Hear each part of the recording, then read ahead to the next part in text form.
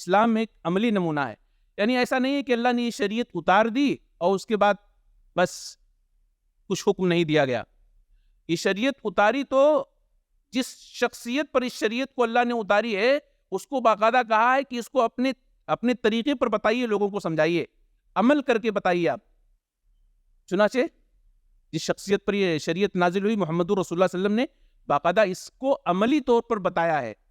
قرآن کے اندر کیا احکام ہے، قرآن کے اندر کیا باتیں ہیں، اللہ کے نبی علیہ الصلوۃ والسلام نے اسے اپنی زندگی سے ثابت کیا ہے بتا کر کے عملی طور پر. تو یہ عملی نمونہ ہے، شریعت یہ عملی نمونہ ہے، دین یہ عملی نمونہ ہے.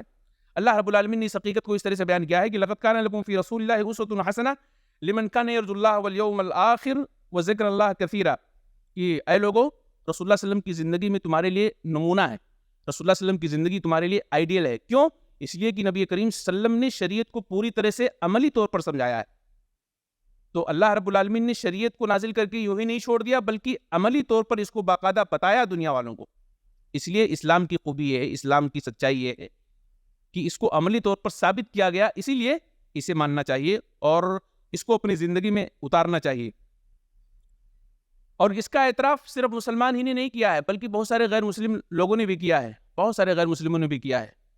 ابھی جانتے ہیں، ایک نام مجھے یاد نہیں آ رہا، غالباً وہ کیا کہتے ہیں، مائیکل ہارٹ کر کے کوئی آدمی ہے، اس نے رسول اللہ صلی اللہ علیہ وسلم کی زندگی کے حوالے سے جب کوئی کتاب لکھی تو اس میں سب سے پہلا نمبر رسول اللہ صلی اللہ علیہ وسلم کو دیا، رسول اللہ صلی اللہ علیہ وسلم کی زندگی کو دیا، سب سے پہلا نمبر دے گا. آپ صلی اللہ علیہ وسلم کی زندگی کے بارے میں جب اس نے پڑھا، رسول اللہ صلی اللہ علیہ وسلم کے خصوصیات کو جب پڑھا، آپ نے اپنی امت کی تئیں کیا سب کچھ کیا ہے، جب اس کو پڑھا تو اس نے رسول اللہ صلی اللہ علیہ وسلم کی زندگی کو سب سے پہلے نمبر پر لایا اور کہا کہ پوری دنیا والوں کے لیے نمونہ ہے.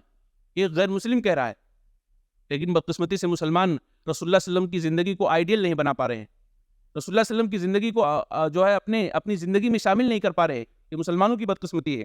اسی طریقے سے اسلام کی ایک اہم خصوصیت یہ ہے کہ اس نے جو عقیدہ بیان کیا ہے اور جو احکام بیان کیا ہے یہ انسان کی فطرت سے مطابقت رکھتا ہے. قرآن نے یا شریعت نے جو عقیدہ بیان کیا ہے یہ انسان کی فطرت کے مطابقت کے طور پر ہے. یعنی انسان کی فطرت اپیل کرتی ہے کہ یعنی جو قرآن عقیدہ دیتا ہے بالکل صحیح ہے. مثال کے طور پر ایک آیت کے ذریعے سے ہم سمجھتے ہیں، اللہ نے کہا اتعبدون ما تنحتون. عقیدہ کیسے دیا ہے قرآن نے؟ اتعبدون ما تنحتون، کہ تم لوگ ایسی چیزوں کی عبادت کرتے ہو جس کو تم خود تراشتے ہو.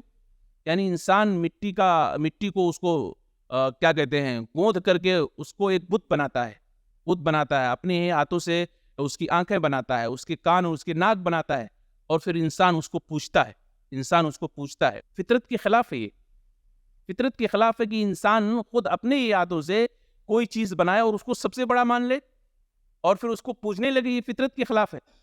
قرآن یہ کہتا ہے کہ یہ غلط ہے. قرآن کیا کہتا ہے کہ یہ غلط ہے، یہ فطرت کے خلاف ہے کہ آدمی خود کسی چیز کو اپنے ہاتھوں سے بنائے اور پھر اسی کو پوجنے لگے.